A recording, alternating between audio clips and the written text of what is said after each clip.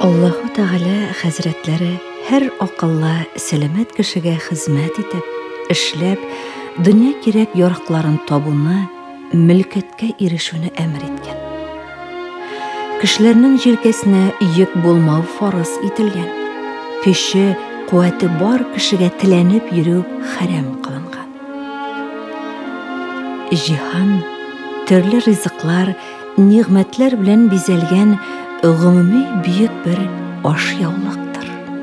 Her taraftan Allah kıllarına mal kazanı yaki erişu işiklerin aşık ve irikle koygan.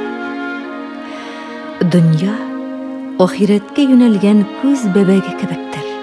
Ona ne kadar yakşı hem doğru kullansak, ol şol derecede mengilik yolçalığımızga hesap ölçeme bolar.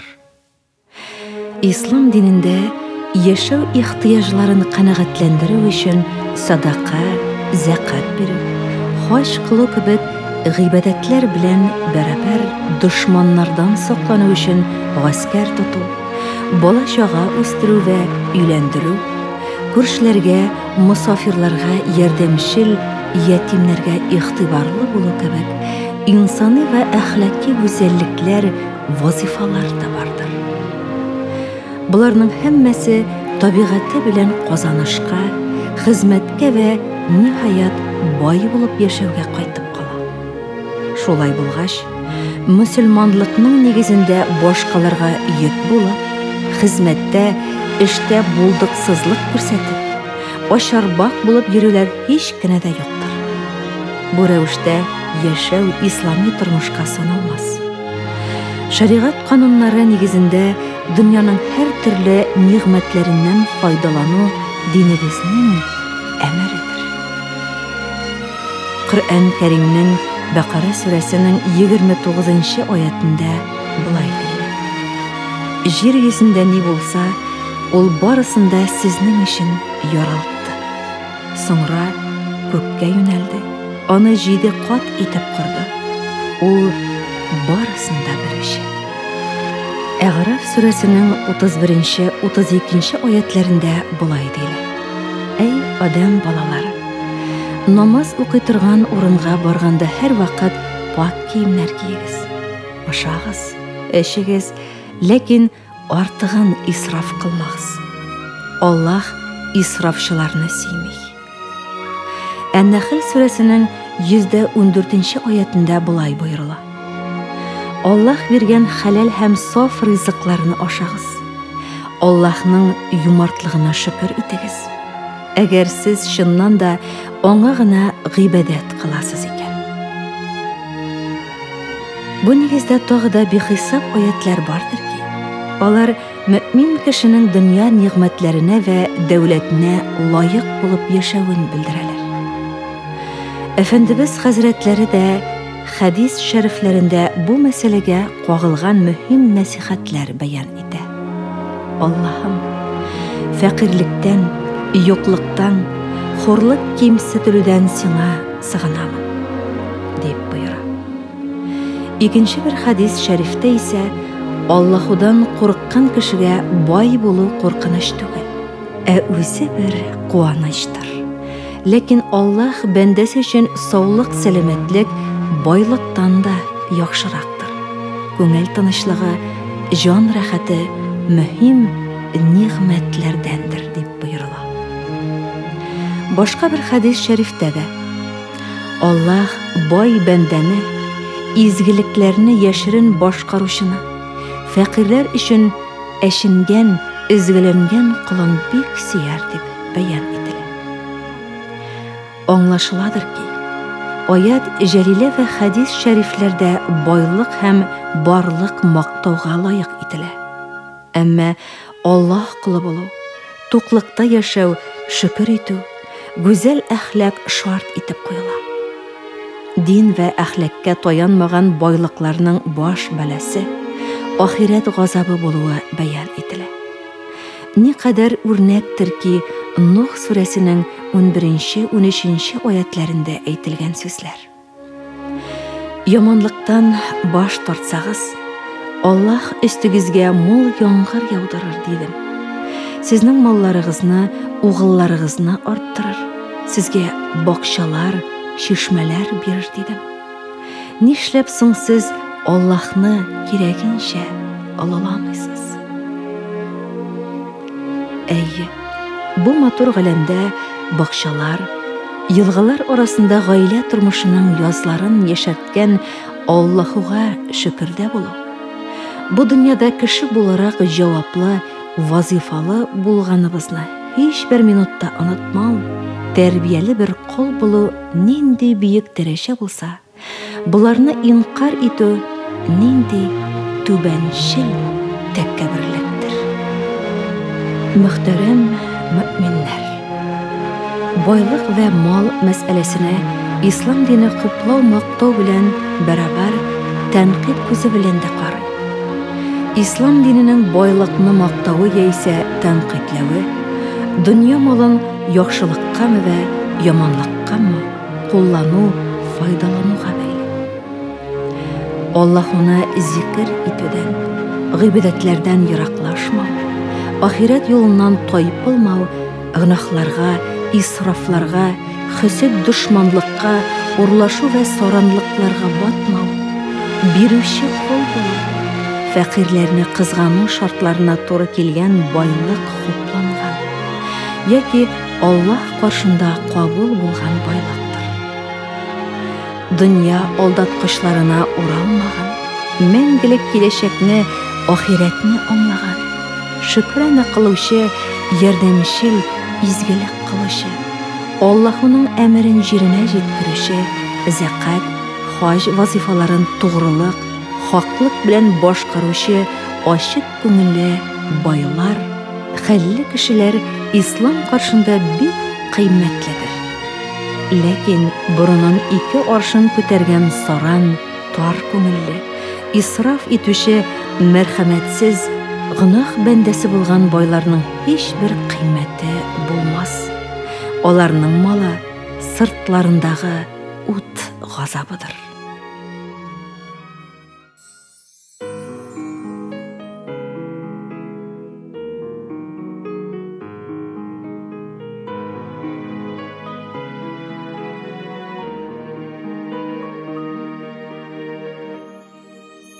Нәрсә булды сиңа, эй соң дөнья, малардан куга бар халык.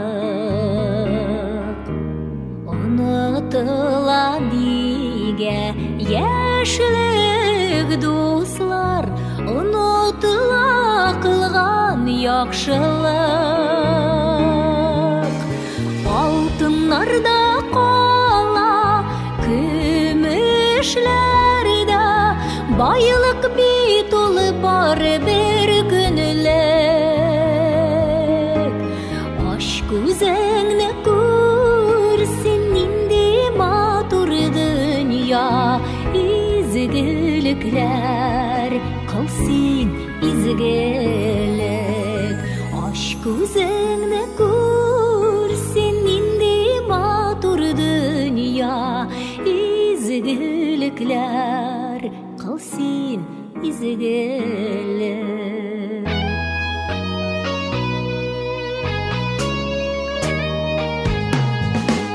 Нәрсә булды сиңа, эй кешелек, байлык йөри бүген иңелек. Гомер үткәч барда бездән кала, маллар бит ул бары бер көнлек. Алтыннарда кала, көмешләрдә байлык бит ул бары бер көнлек.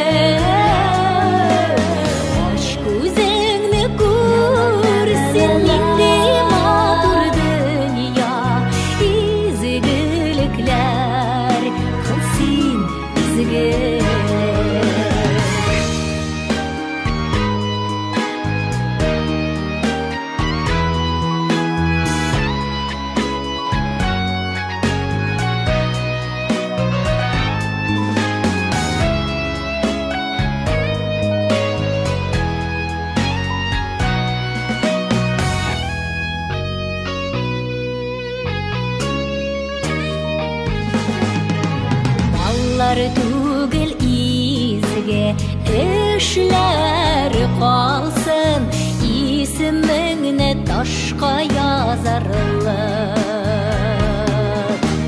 Күбрәк кылыйк изге гамәлләрне, сагынып безне искә алырлык.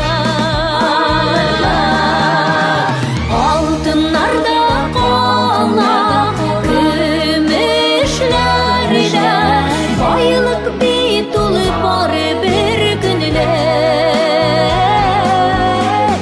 Аш күзеңне күрсен нинди матур дөнья, изгелекләр кылсын изгелек. Аш күзеңне күрсен нинди матур дөнья, изгелекләр кылсын изгелек. Изгелекләр кылсын изгелек.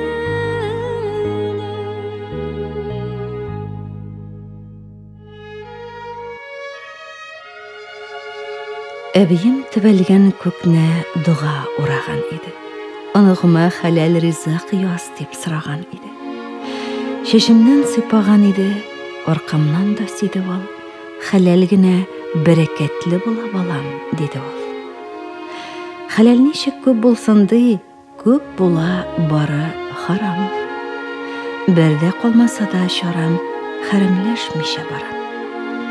Мең шөкер дим көн туды исә, мең шөкер биргәнеңә, шөкер итсәм кояш нуры тарала җан тәнемә. Шул нурдан яктыра өем, башка шикмәм күк иза.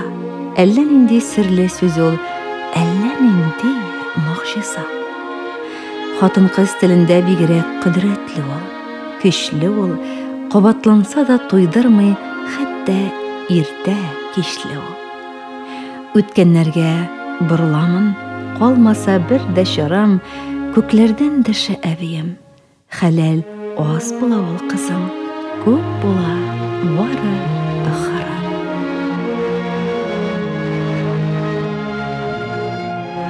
Тыелмаган яисә исламият рөхсәте белән кабул ителгән вә мәҗбүри саналган сәбәпләрнең берсенә таянып, тыелуы туктатылган нәрсәләр.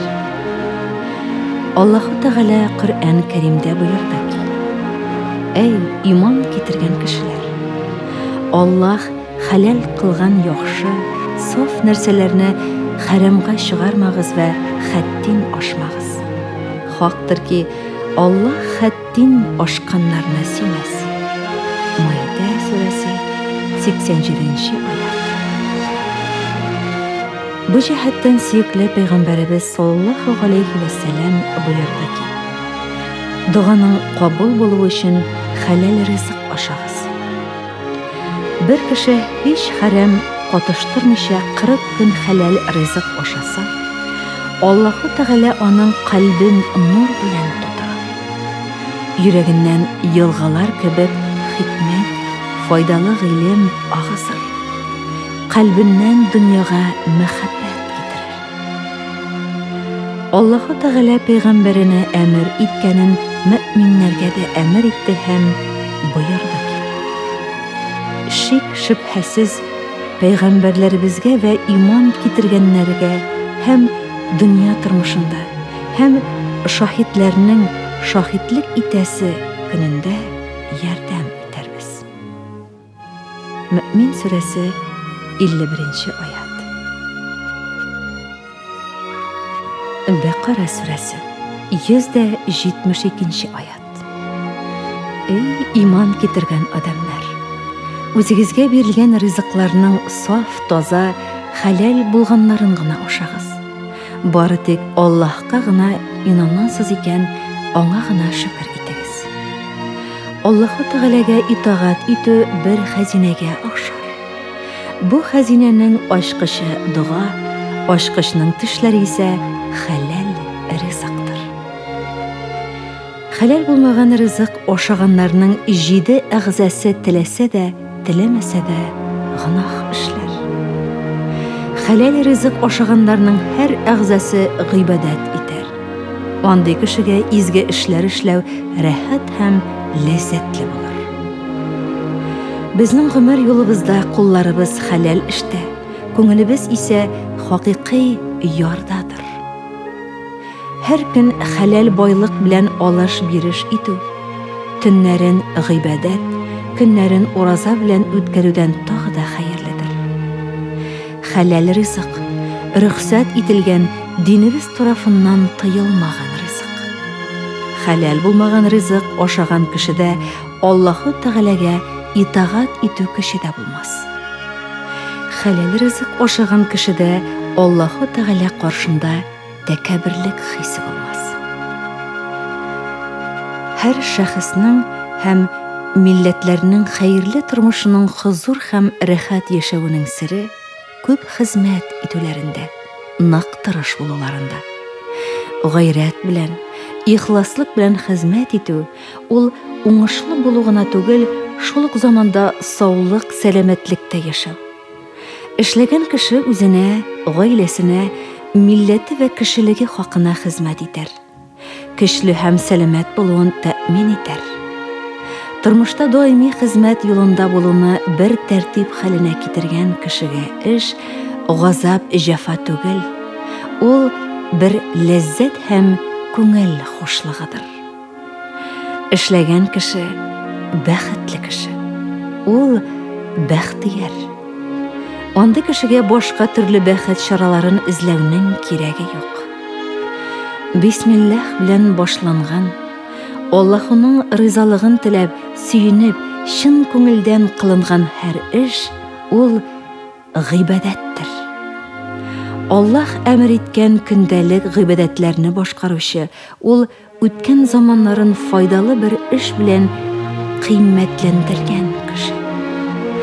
Иртәнге намазын кылып, тамак туйдырып, басуга җир сөрергә киткән эшче, кибетен ачкан сәүдәгәр, хакимият хезмәткәре, гаскәри хезмәттә булган яшь егетләребез бисмиллах белән эшен башлый. Аллаһудан уңыш һәм иминлек теләп, һич арымыйча, игътибарын бозмыйча, зарланмыйча эшли. Һәр кем үзенә йөкләнгән вазифасын тулы канәгатьләнү эшендә җәһәтлек белән башкарса, белсен ки, аның хезмәт вакытының һәр минуты, һәр сәгате махсус гыйбадәттә үтә. Ата-бабаларыбызда бөтен эшләрнең дә шәхсият һәм җәмгыять өчен ни дәрәҗәдә мөһим бер уңышка ирештерүче фигыль булуы хакында бик күп мәкаләләр бар. Шуларның берничәсе белән күңелләребезне яктырдык. Бер милләтнең җитешкәнлеге кешеләренең эшчәнлеге һәм гыйлемлеге белән үлчәнә. Кырмыскадан гыйбрәт ал, җәйдән кышка әзерлән. Нәкъ мәшһүр шагыйрь Габдулла Тукай әйткәнчә, эй сабыйлар, эшләгез сез иң мөкаддәс нәрсә эш. Эш агачы һәр вакытта бик юмарт китерер җимеш. Галимнәребез дә тормыш сәхнәбездәге хакыйкатьне шушы сүзләр белән тәфсирләгәннәр. Белегез ки, тормыш ул көрәш димәктер. Бу тормышта уңышлар казану фәкать тырышлык белән генә хас. Һич бер вакытны исраф итмәгез, чөнки үтеп киткән һәр көнебез чишмәдән ургылып чыккан су кебек кире килмәячәк. Заман дәврендәге гомеребез ул Аллаһының инсаннарга биргән иң бөек нигъмәтедер. Гомер ул безнең кулыбызга тапшырылган бер хәзинә. Һич шиксез һәр бер теге өчен бездән хисап соралачак. Һәр мөселман мәшәкать килгәнче, буш вакытның, үлем килгәнче, гомернең, хасталык килгәнче, сәламәтлекнең кадерен белер. Аллаһының биргәннәрен үзе, милләте, гаиләсе өчен иң яхшы вә файдалы шәкелдә кулланыр. Һәр төрле нигъмәт, хөрмәт, хезмәт белән казанылыр. Аллаһ галәм каршысында бар иткән бөтен мәхлукатларын кешенең әмеренә тапшырган. Кешедә буларның файдалану өчен кирәкле акыл, зиһен зирәклегендә биргән. Әнә шул ислам динебезнең асылын йөрәгенә алган адами затлар һәр мөмин дәвамлы хезмәт эшчәнлеген булдырган хәлдә дөньяда һәм ахирәттә максатларына ирешә ала. Эшен яратып, игътибар һәм тугрылык белән башкарган кешене Аллаһу да, Пәйгамбәребез саллаллаһу галейһи ва саллям да сөя. Шәхесебез һәм милләтләребезнең бәхетле киләчәге һәммәбезнең вазифа аланында җәһәт итеп биремле һәм файдалы эшләр башкаруыбызда. Бу мөгъҗизалы заман эчендә яшәгән чагыбызда үсеш, күтәрелү, милли дәрәҗәне арттыру, мәдәниятның югары баскычларына күтәрелү барыбызның да милли һәм дини вазифабыздыр. Булай утырып эш чыкмас, кәнфит ашап төш чыкмас. Кыймылдаган тау ашар. Тик торганнан ямау салганың артык. Тик тормасның кулы качытыр. Тик туру туйдыра. Әткәй, тик утырма, тун чабуыңны уатыр. Мәзәкчесе. Бер картның бик каршы үҗәт кызы булган. Ни эш кушсаң да эшләми, карыша икән. Атасы ана күрше авылга кияүгә биргән ди. Кыз шуннан үҗәтлеген ташлаган. Эшне яратып китеп, үзе эшли башлаган имеш. Кызның атасы бу хәбәргә ышанмаган. Кызын күрергә киткән. Яңгырлы көн икән. Кием чабулары пычранып килеп кергән. Кызы өйдә ялгыз нәрсәдер тегү. Үзе шул вакыт атасы белән сөйләшә икән. Шул вакыт атасының кырга сөйләшкәнен күреп, аңа шулай эш кушкан имеш. Эше бар кешедә 1000 кешенең эше бар, эше юк кешедә кемнең ни эше бар. Эше юкка көндә бәйрәм. Эшлегә көн җитми, эшсезгә көн үтми. Эшле кеше көчле кеше. Эшлеклене иген басар, эшлексезне йокы басар. Эшләгән эш юк, күргән көн юк. Эшсезгә көн дә бәйрәм. Эшсез килеп, эшленең эшен калдырыр.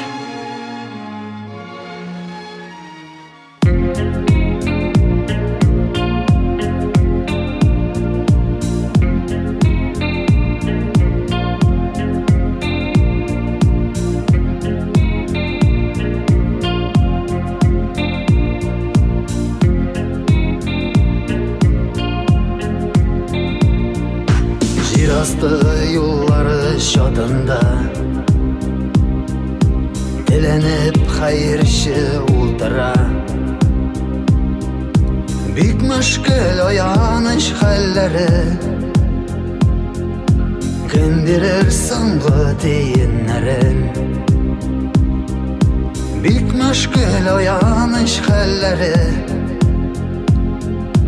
kim bilir sanğı deyinlerin.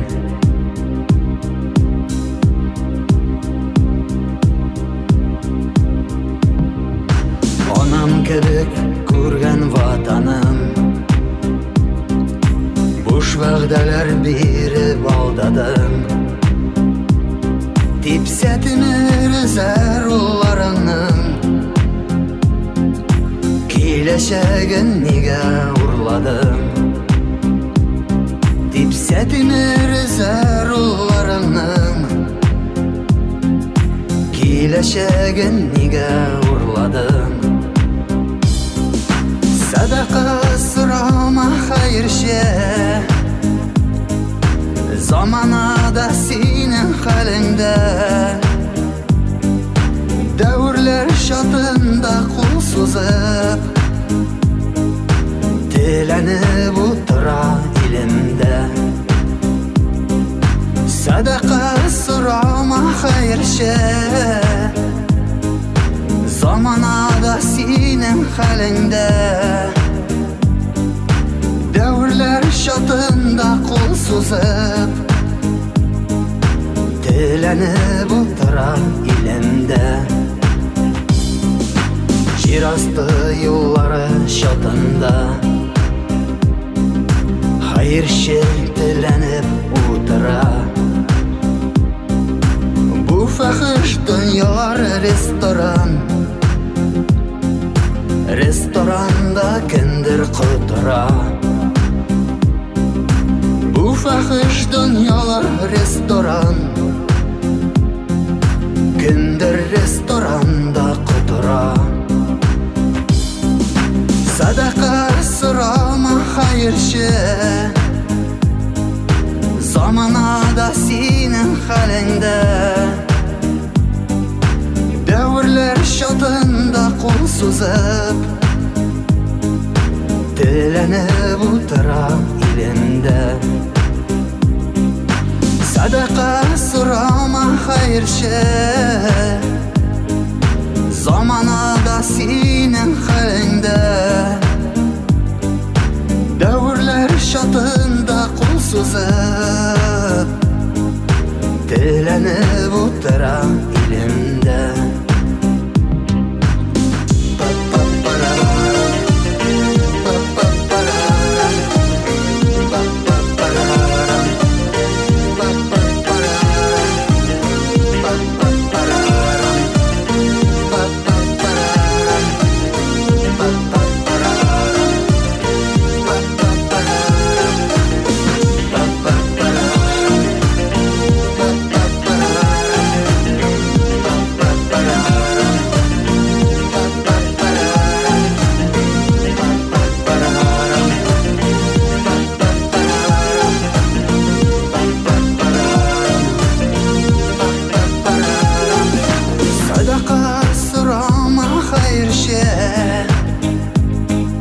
Zamanada senin halinde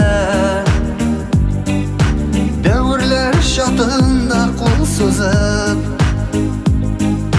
dilenip otura ilimde Sadaka sırama hayırşı Zamanada senin halinde Dövrler şatında kol suzıp dilenip otura ilimde Zamanada senin halinde Restoranda kindir kutura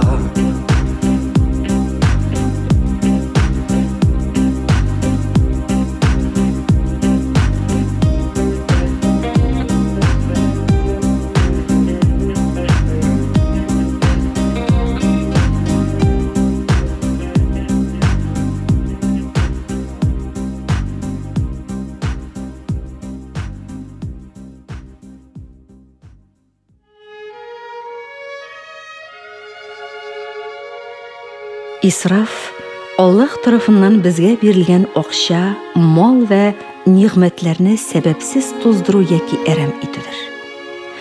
İsraf kılışlarga müsrif deyile. Allahu Teala müsrif kişilerini süymez. İsrafның keresi soranlıktır. İsraf da, soranlık da İslam dininde haramdır. Çünkü bularning birinchisi rizqni, okşanı ve molni erem-sharem iti bo'lsa, ikkinchisi kerisincha bu ne'matlarni, okşanı, molni o'zingdan ham boshqalardan qizg'anib, keragincha foydalanma. Bu iki yoqning o'rtasi iqtisoddir. Iqtisod rizq ham molni durust ham soqishil qo'llanu. İslam dini bütün işlerde orta yoluna hoplay. Peygamberimiz sallallahu aleyhi ve sellem de bir hadisinde bulaydı. İşlerinin hayırlısı orta yoldur. Kur'an'da Allah-u Teala yumart kişilerini muaqtab söylegen vakitte şolay buyurgan. Şığın malın tutqanda artığın kılanmagan hem bek soranda bulmaganlar ortalıkta bular. Furqan suresi 67. ayet. Demek, Алар малларын исраф кылмаслар, соран да булмаслар.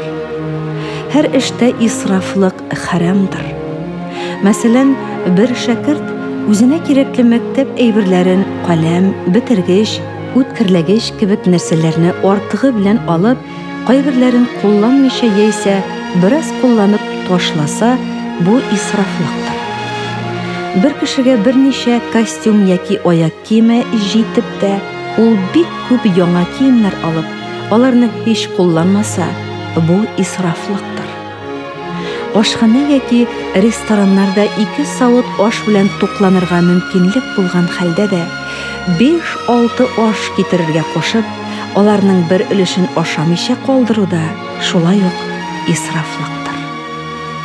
Намаз вә гусл тәһарәтен алганда суны артык куллану, кирәкмәгән хәлдә өйдә, кибеттә, эш урынында утларны яндыру, ашларны, җимешләрне артыгы белән алып, ашамыйча калдыру вә чүпкә түгү дә исрафлыктыр, гынахтыр.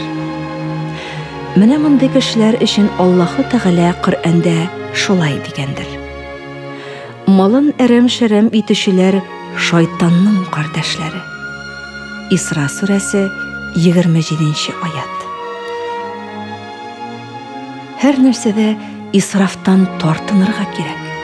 Хәтта гыйбадәт кылганда да безгә урта юл тәвсия ителгән. Пәйгамбәребезнең иптәшләреннән берсе көне-төне намаз вә дугалар укыган, көндезләрне дәвамлы ураза тоткан. Бер көнне бу кешенең хатыны Пәйгамбәребезгә барып: "Әй Аллаһның илчесе, минем ирем дәвамлы гыйбадәт кыла. Мине һәм балаларны карарга вакыты юк. Безне авыр хәлдә калдырды" дигәч, Пәйгамбәребез иптәшен чакырып, гыйбадәтләрен вә уразасын бераз азайтырга һәм гаиләсе вә балалары өчен вакыт табарга кушкан. Кайбер кешеләр акча вә малларыннан тыш вакытларын да исраф итәләр. Вакыт та Аллаһу Тәгалә биргән ниғмәтләрдәндер. Аны яхшы вә файдалы эшләр өчен генә кулланырга кирәк. Пәйгамбәребез көнне 3 өлешкә бүлә торган булган. Бер өлешен гыйбадәт белән, икенче өлешен гаилә, өченче өлешен халык эшләре белән үткәргән. Халык эшләре өчен бүленгән вакыты җитмәсә, гаиләсе өчен бирелгән вакытны кулланган. Гыйбадәт өчен бүленгән вакытын киметми торган булган. Гасыр сүрәсенең 1-нче аятында Аллаһу Тәгалә буйыра: "Гасырлар исеме белән ант итәмен ки". Шул рәвешчә Аллаһу Тәгалә вакытның кешеләр өчен никадәр әһәмиятле икәнен аңлата. Пәйгамбәребез дә бер хәдисендә әйтә: "2 ниғмәт бар. Кешеләрнең күбесе буларның кыйммәтен аңламыйча калалар. Беренчесе саулык, икенчесе буш вакыт". Димәк ки, буш вакытларын юкка уздырган кешеләрдә вакытны исраф кылып, гынах эшләгән булып саналарлар. Кыямәт көнендә кешедән гомерен ничек вә нинди эшләр белән уздырганы турында сорарлар. Ашау-ишүдә, киемдә, өй кирәк-яраклары алганда да исрафтан тартынырга кирәк. Кирәгенчә генә алып, артыгын әрәм-шәрәм итмәскә кирәк. Аятларда әйтелгәнчә, ару пак киенергә, хәләл нәрсәләрдән теләгән кадәр ашарга, эчәргә ярый. Ләкин бер кайчанда исраф кылырга ярамый. Аңлавыбызча, динебез тарафыннан тыелган начар гадәтләрнең берсе исрафтыр. Кешеләрне һәм җәмгыятьне хәерчелеккә, бәхетсезлеккә этүче исраф ул чума микробы кебек куркыныч бер афаттыр. Кешелек дөньясын бәхет-бәрәкәткә, камиллеккә, моллыкка өндәгән мөкаддәс динебез исрафны, әрәм-шәрәм итүне катгый рәвештә тыйган. Хәерчелектән саклануны, кешеләрнең сакчыл булуын яки һәр ниғмәтне чума белән урынлы куллануны әмер иткән. Кирәкмәгән җиргә үлчәүсез матди вә мәгънәви байлыкларыбызны сарыф итү, Вакытсыз, урынсыз аны шамасыннан артык куллану да тотымсызлыктыр. Мөмин кеше һәр ниғмәтне урынлы итеп тиешенчә, шамалап һәм үлчәмле итеп файдаланучы юмарт һәм күңеле ачык кешедер.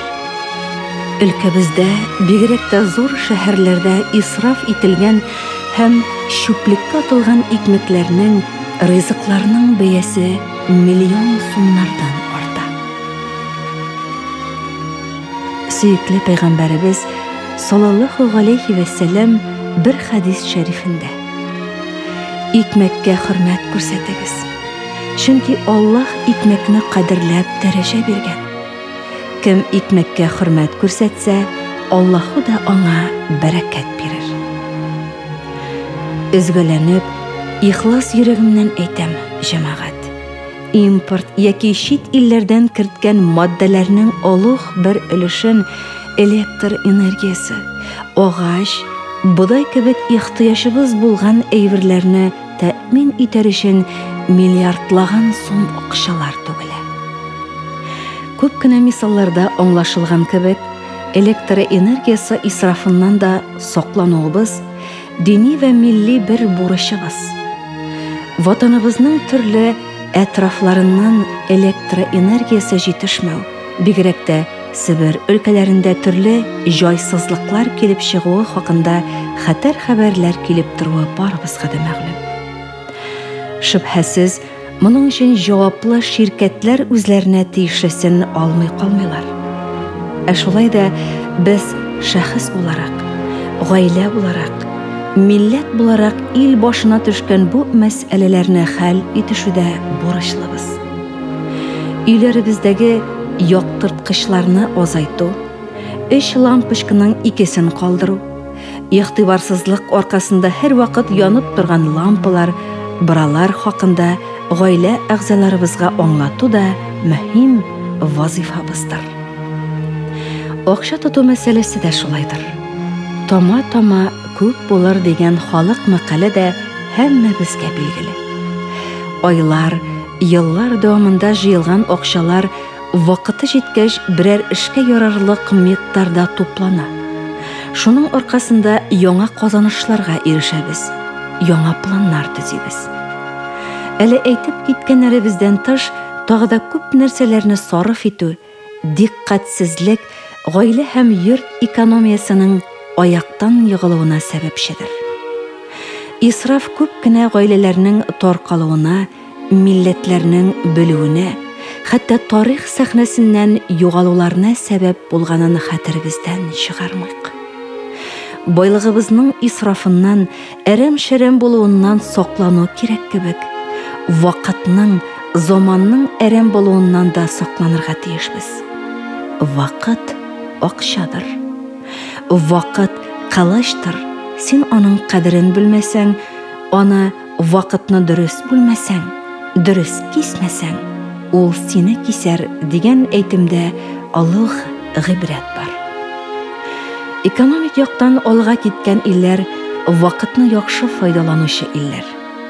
Заманны кадерләмәгән милләтләр исә бөгелгәннәр, чүккәннәр, башкаларга мохтаҗ хәлгә төшкәннәр. Әйе, исрафтан качу һәммәбезнең дә дини һәм милли вазифасы. Гаилә бюджеты һәм балаларыбызның ныклы бер киләчәге өчен барыбызның да бер фикердә булуы зарури.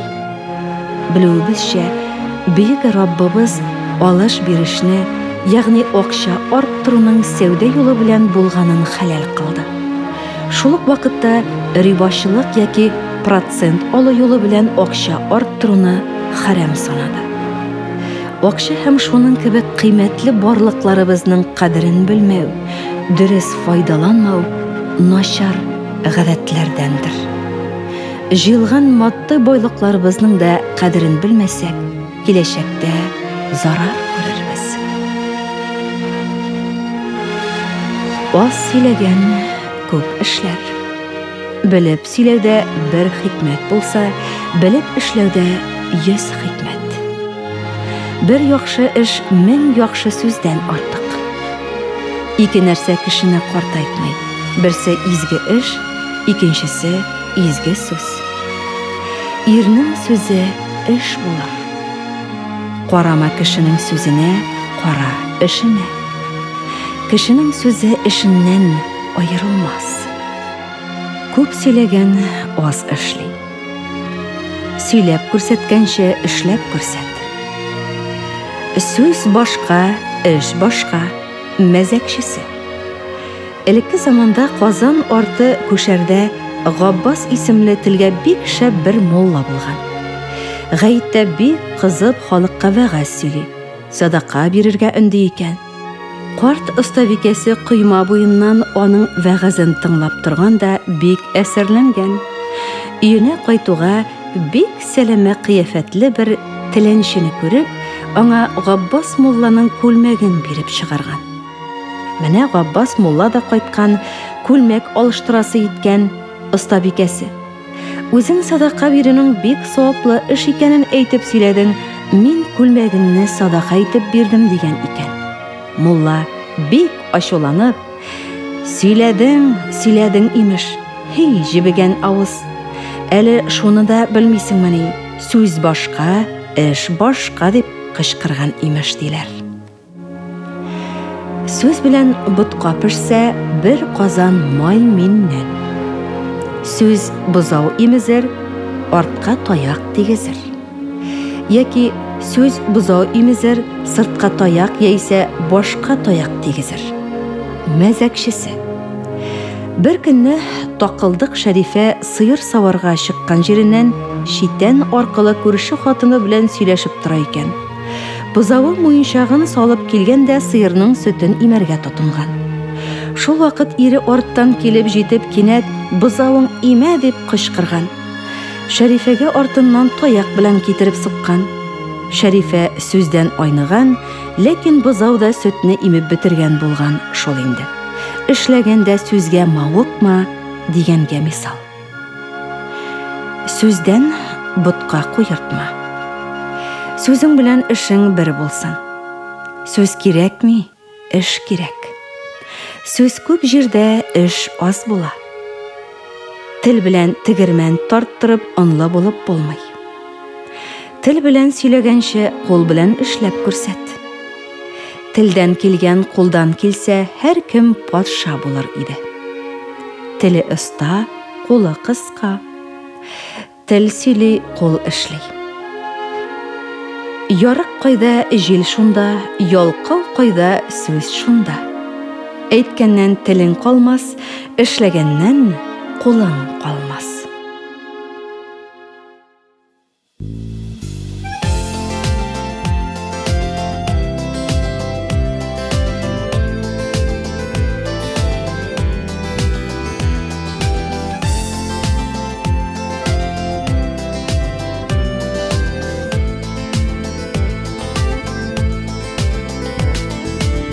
Өлгермибез һаман, өлгермибез без.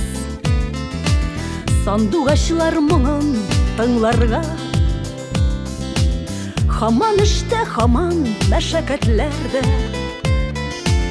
Вакытта юк бар уйларга. Заман шундый, без ашыгып барабыз.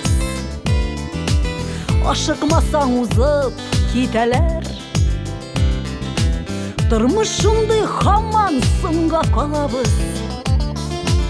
Адым сайын юлда киртәләр. Таң җилләре каеннарны сыйпай, күренмичә сайрый сандугач.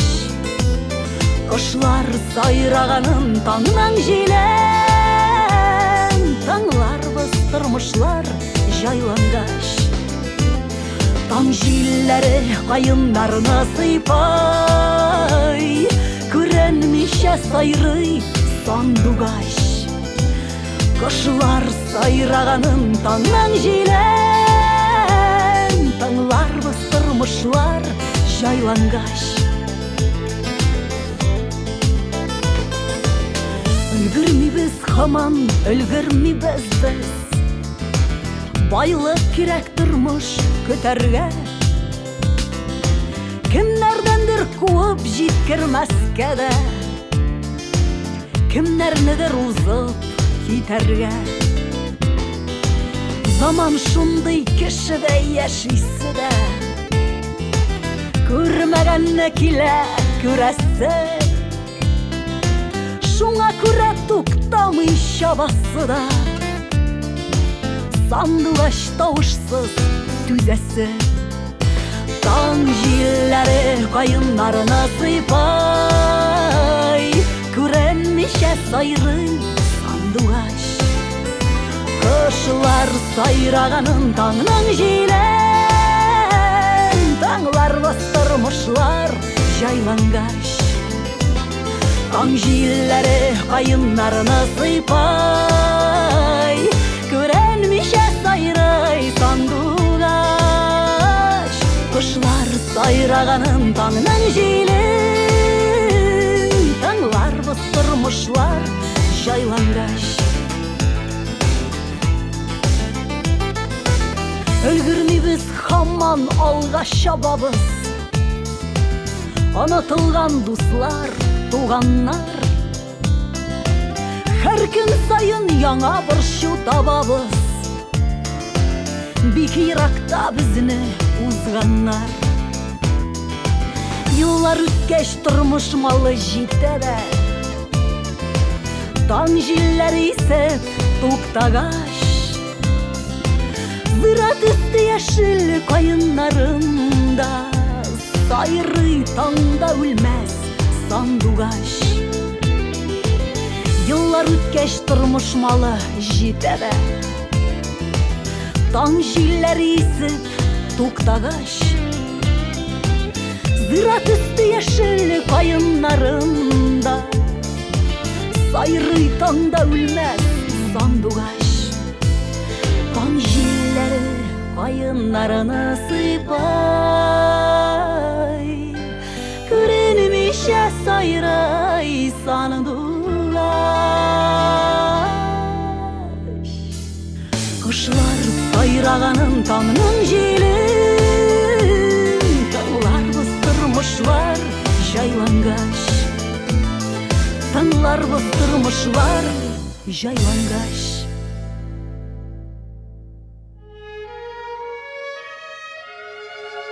Allahu Teala Hazretleri ushbu alem cihanның idaraсын hizmet gamel kanunlarına beylegan. Бәхет сәгадәтнең нигезе хезмәттәдер.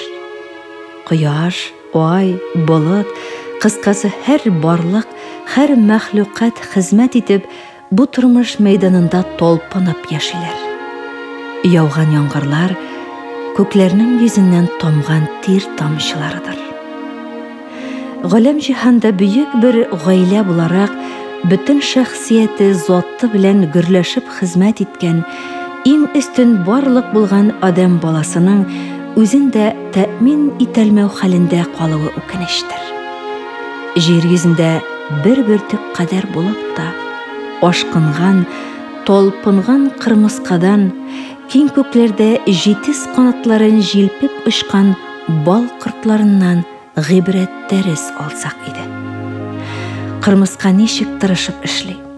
Бал корты чәчкәләрдән нинди татлы шифалар ризык туплый. Дөреслекдә бөтен мәхлукатның дәвамлы рәвештә бәхетле яшәве хезмәт хәрәкәте, эш бәрәкәте белән генә мөмкиндер. Шәхесләр, милләтләр гайрәтле хезмәт юлы белән генә хозурга, рәхәткә кавыша алырлар. Büyük İslam galimlerinden Hazreti İmam Əğzəm Əbu Xanifə ipək satuşu. Hazreti İmam Əbu Yusuf dövlət xizmətkəri bola. Bularның misalын sanab bitirü mümkün bulmaz. Dinimiz İslam işni, xizmətni nəfil gıybədətlərindən üstünrək, savablaraq sanır. İşten çitləşüşü sufidan xizmət sevişini üstün qoya. İslam dinində yalqaulıq, boş sözlülük, tilənü, başqalarga yük bulup yaşau xeyirli gamel түгелдер. Şuluq dərəcədə alıb satu, israf ömür kişiru, urlaşıb yaşau rüxsət itilməgən. Xizmət etib, qazanu yəki uңышларга ирешү ул үзеңне һәм гаиләңне башкаларга мохтаҗ булудан саклау. Күршеләреңә, мөхитеңә, милләтеңә файдалы булу, ахират сәгадәтен арттыру кебек инсани, әхлаки максатларга кавышу өчендер. Bütün büyük şəxslər, hətta peyğəmbər bulsalar da, xizmətni inqar etmədilər. Xizmətə mədxiyə qıldılar. Turmuşda özləri bir hünər iyəsi buldular. Həzrəti Adam aleyhisselam iginci, Həzrəti İdris aleyhisselam tügüşü, Həzrəti Nuh aleyhisselam balta ustası, Həzrəti İbrahim aleyhisselam toquşu, Həzrəti Davud aleyhisselam timirçi, Həzrəti Süleyman aleyhisselam ürüşü, Həzrəti Zəkəriya aleyhisselam bilən Rasulullah sallallahu aleyhi və səlləm Əfəndimiz də səudəgərlər bola. Səhabələrimizin hər birisi bir hünər iyəsi bola, ne biləndir şüğüllənələr. Həzrəti Ömər aleyhi və səlləm Əfəndimiz ғаскари xizmətdəgilərə dərs bergəndə, sizdən kimimiz bolsa da tauğa minib taşqa basıb, Allah'ım mingə rızıq bil deyib kütüb yatmasın. Bek tez bilirsiz ki, gökyüzü altın kömüş yaudırmay. Lakin bu Allah'a hiç dua qılmağız, tek özünüzə gənə tayanığız deyu tügüldür. Belki turmuş dolqınında şayqalıb, turmuşның quvanish və yuanışlarından qalmau müminlikdir. Yoxsa hər hərəkətimizə Allah'ın izgiligi bilən nəticə beriləcəyinə heç şübhə yoxdur. Әйе, кешеләрнең иң татлы ризыгы үз кулының хезмәте белән тапкан ризыктыр. Хадис шәрифтә һеч кем үз куллары белән тапканыннан башка тагы да татлырак ва хәерле ризык ашый алмаган диелә. Аллаһның пәйгамбәре Давуд галейһи вәссәлам да үз куллары белән казанганын ашар иде дип бәян ителә. Кеше үзе вә гаиләсе өчен генә дә түгел, мөхитенә файдалы булу нияте белән казаныш итәргә тиеш. Хадис шәрифтә үзеннән башка тагы да анасы, бабасы өчен, зәгыйф балалары өчен хезмәттә булучының Аллаһ юлында булганы бәян ителә. Бу җәһәттән шагыйрь булай дигән: гомереңне шәм вә лампа кебек тик бер игә сарыф итмә. Кояш кебек һәр тәрәзгә күз ташла. Хезмәтләребездә дөнья һәм ахират барабар берлектә фикерләнергә тиеш. Хадис шәрифтә дөньясын ахират өчен, ахиратын дөнья өчен ташлаган кеше хәерлегез түгелдер. Дөнья кешене ахираткә юнәлткән бер ярдәмчедер, кешеләргә йөк булмагыз дип боерыла. Иң гүзәл сәгадәт, иң матур бәхетне Әфәндебез шулай аңлата. Кеше мөселман булыр, җитәрлек кадәр ризыгы да булыр. Һәм кулындагыларга канәгать булса, ул бәхетле, ул бәхтияр. Расулуллаһ Әфәндебез дугаларында: Аллаһым, авырлык һәм җайсызлыклардан, ялкаулык түбәнлекләреннән, куркаклык һәм саранлыктан, бурыч ихатасында калудан, кешеләрнең рәнҗешеннән сиңа сыгынамын диеп үтенмештер. Мөхтәрәм мөэминнәр, тәннәребез тынычлык, рәхәт, көннәребез тормышта яшәүгә кирәкләрне табу эзләү өчендер. Казанышларыгызны дөнья һәм ахирәткә юнәлтегез. Җитди эшләр белән мәшгуль булыгыз. Бер катлам кешеләрнең тик күңел ачып типтерүләре, бош сүз сөйләп вакыт үтерүләре үкенечле бер ачы хакыйкатьтер. Мондый хәлләр гомеребезгә зарарлы, төрле җайсызлыкларга, тәгәрәүгә ишараттыр. Бушка үткәргән вакытның хисабы соралачак вә бер көн упкынга тәгәрәүгә сәбәпче булачактыр. Эш хезмәт хусусында мәгънәсез булмагыз. hem Allah'udan yerdem sırağız. Gümürlerinizni gaflet jillerinde kiptirmegiz. Hayırlı, akıllı, mantıklı işler bilen cennetni yollağız. Kur'an ve iman yoktılığında hizmet etigiz. Baylıklarınızı hayırlı orunlarga sarf etigiz.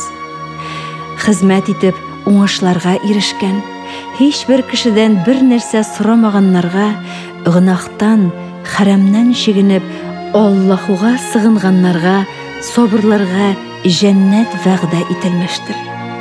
Allah'ın bergen malı bilen rizasın kazanıgız. Allah cümlebizning barşabızning yardamchisi bo'lsin.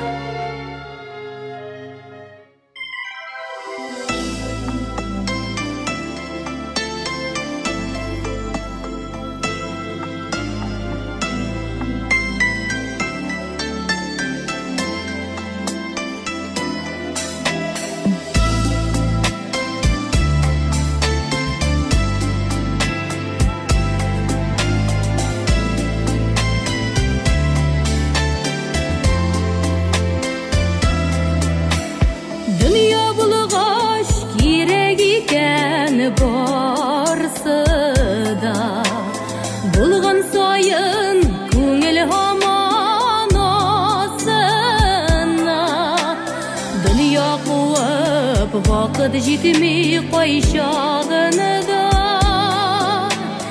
eng keragin yo'g'altasin o'z yoningda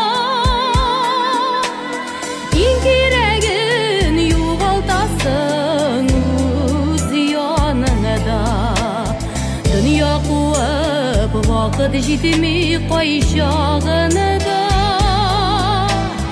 eng keragin yo'g'altasin o'z yoningda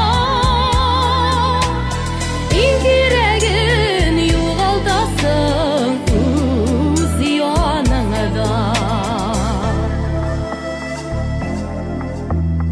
eng keragin izlab qo'ynar bir bulmasa bir bulur deb ümid ettim. Yer şarının qolmagandır bir qo'shmog'i. Ey Xudoyim, qaydan topim kishilar dog'i? Ey Xudoyim, qaydan topim kishilar dog'i? Yer şarının qolmagandır bir qo'shmog'i. Ey Xudoyim, qaydan topim kishilar dog'i? Ey Xudoyim, qaydan topim kishilar dog'i?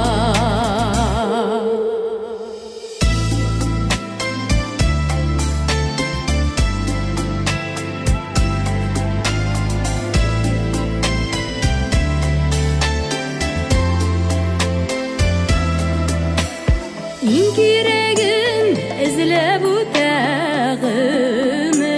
o'tag'imirim ochdi dunyo menga yangi bir sirrim qo'l jiyila deb aytalar tomoshalaridan ko'pni kutib mahrum qolma bo'lganlardan ko'pni kutib mahrum qolma bo'lganlardan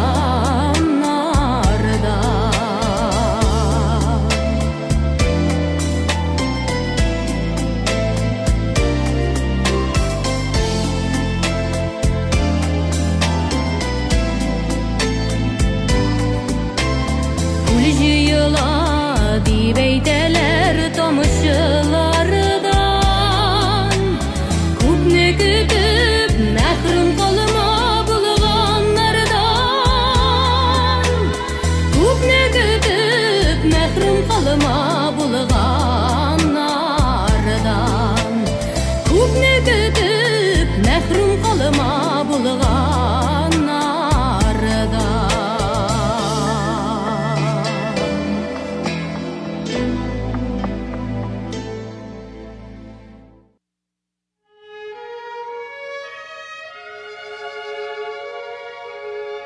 Әйтмәсен кеше, әйтеп торсын эше. Ижтихат иткән, мородына җиткән. Казынган казна табар, йоклаган йокы табар. Күндәм кеше, әүлия кеше. Тырыш аста калмас, аста калса да бер өскә чыгар. Тырыш белән талашма. Тырышкан аш булмый. Тырышкан байыр, тырышмаган тиз картайыр. Тырышканга нур явар. Тырышканга Ходай бирер. Тырышкан кеше тук булыр, тырышкан табар. Тырышкан табар, ташка кадак кагар. Тырышкан тамчы ташны тишкән. Тырышлык кайда да югалмый. Тырыш суга батмас. Тырыштан тир китмәс, ялкаудан шир китмәс. Тырышу бушка китмәс. Эш каты булса да, тырышкач йомышый. Эшмәкәрнең кулы уйный. Яшьлегеңдә тырыш булсаң, картлыгың тыныч булыр. Алма пеш, авызыма төш. Мәзәкчесе. Элекке заманда әшти белән мәшти дигән ике зур ялкау булган. Бер көнне бакчага кереп, алмагач астына сузылып, шалкан ятканнар. Алмалар өстән аларның авызына карап тора. Бик ашысылары килсә дә торып алырга иренәләр икән. Әшти түзә алмыйча, алма пеш, авызыма төш дип авызын алма сыярлык итеп ачкан икән. Мәшти, ничек шулай әйтергә иренмисең дип, яны белән әйләнеп яткан имеш. Әзерне генә көтеп ятучы ялкаулардан көлеп әйтелә. Иренгән икерәт тышка чыккан. Иренгәннең иренен эт ялаган. Мәзәкчесе. Әшти белән мәшти, атаклы ике ялкау бик ашыккач чит авылга килеп, көтүчелеккә ялланганнар. Хуҗалардан икмәк, катык алып, малларны тугайга төшереп, үзләре су буена сузылып ятканнар. Көтүне эт көтсен дип, катыкны да ипләп кенә ашаганнар. Шуннан әшти мәштигә: "Бар, әнә ярдан төшеп кенә шул катык өстенә су ал, әйрән ясап эчик" дигән. Мәшти иренеп: "Үзең төш" дигән. Әшти: "Юк, мин элек әйттем, син төш." Мәшти: "Син элек әйткәч, син төш." Әшти: "Мин сиңа ага кеше, син төш."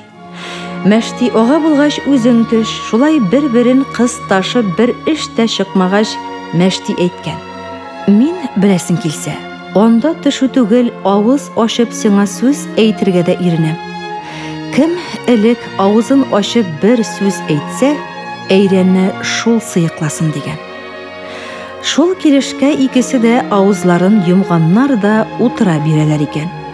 Шул вакыт яннарына аудан кайтып килгән Гыйлаҗи ага килеп чыккан. "Әссәламу галейкум." Булар сәлам алмыйлар. "Нишләп булай авызыгызны йомып утырасыз?"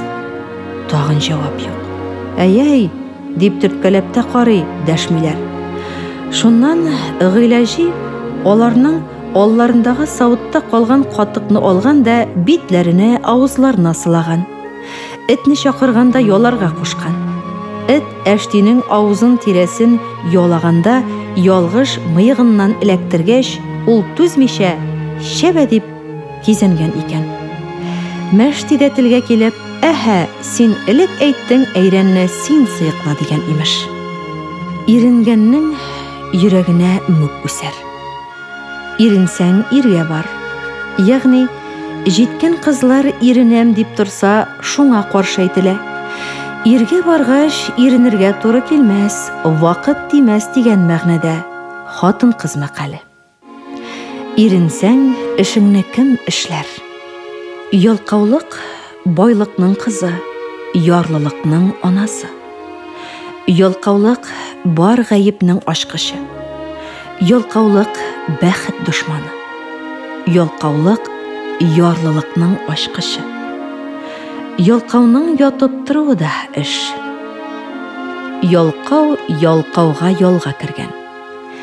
Мәзәкшісі. Элекке заманның ялқауы булган Мәшти агай кая гына эшкә ялланмасын, аны урыныннан куып чыгарганнар. Ахырында Мәшти моңа каршыда хәйләсен тапкан. Тирәктә иң ялкау кеше кем дип сораша башлаган. Аңа Байсардагы Әсәдулланы күрсәткәннәр. Мәшти аңа килеп, үзен ялчылыкка алуын үтенгән. Әсәдулла урта хәлле булып, аңа хезмәтче кирәкмәсә дә, үзе эшлисе килмәгәнгә Мәштине яллаган. Билгеле, мондый хуҗада Мәштинең эше рәхәт булган. Әсәдулла әйбер кара артыннан карамый, йомыш кушырга да иренә, эшкә дә контрольлек итми. Икәүләп берни эшләми ашап ята башлаганнар. Тик Әсәдулланың атасыннан калган малы буларга озакка җитмәгән. 2-3 ел эчендә белеп, ахырында хатыны да ташлап киткәч, Әсәдулла да күздән төшеп, исеме Әштигә әйләнеп калган. Ахырында Әшти үзе дә Мәштигә ияреп, бу атаклы 2 ялкау тагын шундый үзләре кебек ялкау хуҗалар эзләп, эшкә ялланган булып, авылдан авылга күчеп йөри башлаганнар имеш. Кеше икмәге белән озак яшәмәссең, кеше акылы белән ерак бара алмассың. Мөселманлык тырышлык динедер. Динебезнең әһәмиятле мәсьәләләреннән берсе тырышлык вә тырышудыр.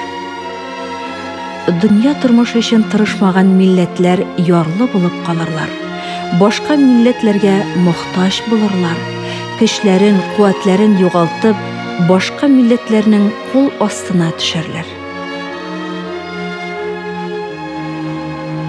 Мондый милләтләр ул вакытта Аллаһка каршы гыйбадәт тә кыла алмаслар. Мәдәният һәм мәгърифәттән аерылырлар, надан булып калырлар. Бу милләтләрнең диннәре, иманнары зәгыйфләнер. Дөнья кайгысыннан диннәрен кайгыртырлык хәлләре калмас. Алар тормышта авыр хәлләргә төшәрләр. Дөньяга артык бирелеп, ахирәтен оныткан кешеләрнең хәлләре дә шуңа охшар. Дин, иман зәгыйфләнер, мәчетләрдә намаз укучылар азаер. Кешеләр арасында мәхәббәт бетәр. Кешеләрнең дәрәҗәсе акча белән генә үлчәнер. Тәкәбберлек артыр. Дуслык вә кардәшлек азаер. Пәйгамбәрбез саллаллаһу галейхи ва саллям иң күп кылган дугаларыннан берсе Раббана әтинә дугасыдыр. Моның мәгънәсе: әй Раббыбыз, безгә дөньяда да, ахирәттә дә яхшылык вә гүзәллек бир. Безне җәһәннәм утыннан сакла. Димәк, күргәнебезчә, Пәйгамбәрбез саллаллаһу галейхи ва саллям бу дугада Аллаһтан дөнья тормышы өчен кайгы вә газап сорамаган, киресенчә, яхшылык вә гүзәллек сораган. Кеше киң дөньяга таралган бихисап җан ияләре мөхитендә иң шәрәфле бер заттыр. Шулай булса да, аңар да башка җан ияләренә табигый булган кануннар хастыр. Җан ияләренең иң мөһим үзенчәлеге хәрәкәттер. Хәрәкәт хаят тормыш чагылышыдыр. Безнең телебездә җан иясе кәлимәсе тере зат, йөргән, хәрәкәт иткән, кыймылдаган зат дигәнне аңлатадыр. Дөреслекдә җан ияләре хәрәкәттә, үзгәрештә булалар, йөриләр, үсәләр, зураялар, үрчиләр һәм ишәяләр. Җан ияләренә хас бу үзенчәлек кешеләрдә тагы да аермалырак нечкәлекләре белән чагылыш таба. Кеше үзенең үзгәреш, хәрәкәтендә акыл, зиһен сәләтен һәм билем көчен файдалана һәм шуңа да бу үзгәреш мәгънәле, нәтиҗәле була. Кеше үзенең хезмәте, эшчәнлеге белән җир йөзен тагы да җайлы вә тагы да рәхәтрәк тормыш итү өчен яраклаштырган. Булар булмаса, шул кадәр күп халыкның җирдә хозур яшәве мөмкин булмас иде. Хәрәкәт яки эш итүнең акылга, паклык вә сәламәтлеккә ярашлы максат белән дәвам ителүен без эш хәрәкәте, эшчәнлек дибез. Бу җәһәттән һәр җан иясенең хәрәкәтен эш буларак бәяләү мөмкин түгелдер. Мисал, чебеннәр, бал кортларына, кырмыскаларга караганда да хәрәкәтчәнрәк. Ләкин аларның хәрәкәтен сыйфаты ягыннан бал кортларныкы һәм кырмыскаларныкы белән чагыштыру мөмкин түгелдер. Максатка омтылышлы эшләү, хезмәт итү, ул үзе тулысынча бер хаят, тормыш көрәшедер. Бу көрәшне кеше башка җан ияләреннән аермалы буларак, акыл вә мантык нигезендә үзлексез дәвам итә. Ашау, эчү, гомерне саклау, йорт һәм социаль ихтыяҗларны төрлечә канәгатьләндерүдә чагыла булар. Туклану бөтен җан ияләренең тормышында әһәмиятле шарт булганга күрә, кешеләр эчендә үзлексез тырышлык, гайрәт таләп иткән бер вазифадыр. Ислам дине һәрчак хезмәтне хуплаган, эшчәнлеккә югары бәя биргән. Кешеләрнең эш белән мәшгуль булу, хезмәттә хәрәкәт итү ысулы белән сәламәтләнүләрен әмер иткән. Мөселманнарның эшкә хәзерлекле булулары зарури саналган. Башка кешеләргә йөк булмаулары, ялварып, йөз суын түгеп теләнеп йөрүләре тыелган. Фәкыйрлек, мискинлек, тормышны бер мәсхәрә хәлдә калдыру исламиятның һич кенә дә сөймәгән халәтедер. Ялкаулык һәм төрле хәйлә юлы белән башкаларның аркасында йөк булып барган кешеләргә динебез нәфрәт итә. Кеше үзе эшләп ашаган ризыктан да хәерлерәк вә бәрәкәтлерәк ризык таба алмас дигәнне дә аңлатадыр бу. Худ сүрәсенең 15-нче аятында. Фани дөньяда муллык ишендә яшәргә теләгәннәргә башкарган эшләренең гүзәл әҗере буларак мул итеп түләрбез. Алар һичбер зыян күрмәс диелә. Димәк, бик Аллаһ инанган яки инанмаган һәр кешегә бу дөньяда эшләренә, хәрәкәтләренә күрә уңышын бирә. Илаһи гаделлек белән эшләгәннәрнең гайрәте бушка китми. Раббыбыз үзенә инанган кулларының ачылган кулларын буш, тамакларын аш калдыруы мөмкинме? Бер көн Мәдинәдән берәү пәйгамбәребезнең хузурына килгәч, аңардан нәрсәдер сорарга тели. Аллаһ Рәсүле: "Һичбер нәрсәң юкмы? Өеңдә дә бер нәрсә дә юкмы?" дип белешә. Килүче гәүдәмә ураган бер тукма кисәге, астыма җәйгән бер яулык белән су эчәргә бер савытым бар дип җаваплый. Аллаһ Рәсүле: "Шуларны миңа китер" дип боера. Адам шунда ук өенә кайтып, шул әйберләрне китерә. Пәйгамбәребез тирә-ягында булганнардан: "Буларны сатып алырга теләгәннәр бармы?" дип сорый. Бер кеше: "Яулык белән савытның икесен бер дирхәмгә алам" ди. Бираздан соң икенчесе 2 дирхәмгә алам ди. Аллаһның Рәсүле әйберләрне 2 дирхәм биргән кешегә тапшырып, акчасын әйбер иясенең кулына тоттыра да шулай буйра. Моның бер дирхәменә ашар ризык ал, балаларыңа алып кайт, бер дирхәмгә балта ал да миңа кабат кил. Фәкыйр берникадәр вакыттан соң кулында балта тотып килә. Пәйгамбәребез бу балтаны үз кулы белән саплап адамга бирә дә шулай буйра. Хәзер бар, моның белән утын әзерлә, сат, миңа 15 көннән соң тагы кил. Бу көннәрдә теге адам таудан утын китереп сатып, 10 дирхәм акча эшли.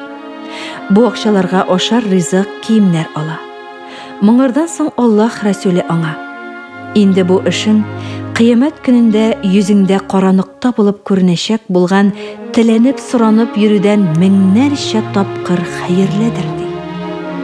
Аңлавыбызча, теләгән кеше, тырышкан кеше үз ихтыяҗларын үти алган кебек, кадер хөрмәтендә саклый алыр. Бәлки иң бөек казаныштыр. Мөселман халкы эш сөяр халык, хезмәт яраткан халык. Сабырлыкның, фидакарьлекнең, түккән тир тамчыларының нәтиҗәсе хәләл казанышларның кыйммәте бик бөектер.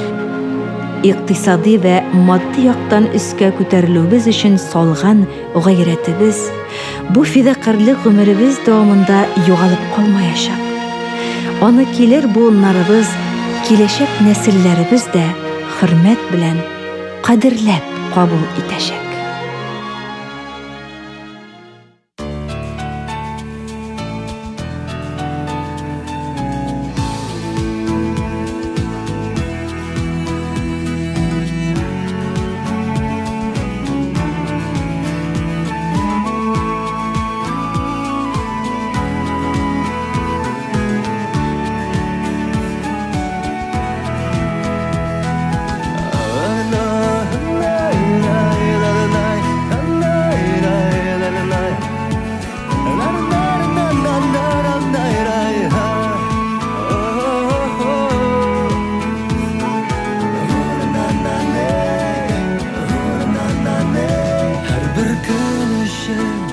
Her bir dönüşün, ay kıyaş dingezin üçün. Ming rahmet sina, turmuşның rəhəti üçün. Min sina yalvaram, söyləşik birgəlləb sirləşik dünyanın şiğində. Her bir şey üçün, her bir göz üçün, dert sipken yazların üçün. Yaşayışның təmin yamin duya duya, min jırlıyım sinin haqqında. Min sina yalvaram, söyləşik birgəlləb sirləşik dünyanın şiğində. Vakıtның girdəsiz yürüyü, yazmışның uzmışsız buluğu. Var nərsə sinin qulunda, müğayyan, müğayyan. Bir bizgə güç quvvət isənlik, dürüst yol həm büyük məhəbbət. Yerdəmindən məhrum etmə Xudayım, Xudayım.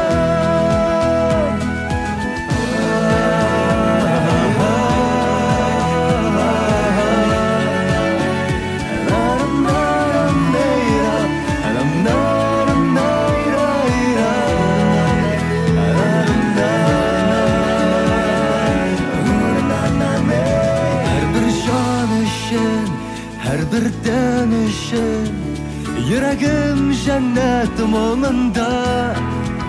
Kileşek üçün, bugüngüm üçün, min jırlıyım sinin hakkında.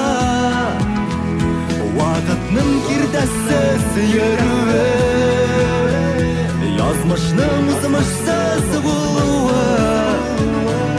Var nərsə sinin qulunda, müğayyan, müğayyan. Bir bizgə güç quvvət isənlik, dürüst yol həm büyük məhəbbət. Yerdəmindən məhrum etmə Xudayım, Xudayım. Vakıtның girdəsiz yürüyü, yazmışның uzmışsız buluğu.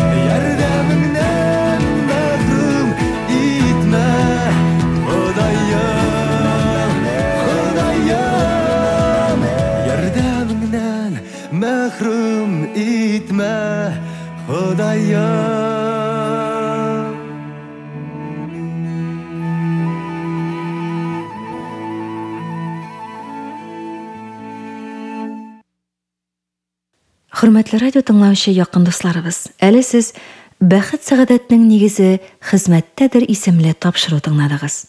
Материаллар Нәқи Исәнбәтнең татар халык мәкальләре, Мөхәммәд Галләмнең тугры юл җыентыкларыннан алынды. Фирүзә Җамалетдинова шигыре кулланылды. Ә инде музыкаль яктан Гөлнара Габидуллина башкаруындагы «Нәрсә булды сиңа дөнья», Таһир Асылгәрәй башкаруындагы «Хәерче» исемле җыр, Илсия Бәдретдинова башкаруындагы «Өлгермибез», Айгөл Сагынбаева башкаруындагы «Иң кирәге» һәм Илназ Сафиуллин башкаруындагы «Ярдәмеңнән мәхрүм итмә Ходаем» исемле җырлар бизәде. Тапшыруның авторы Зәлия Хисәми.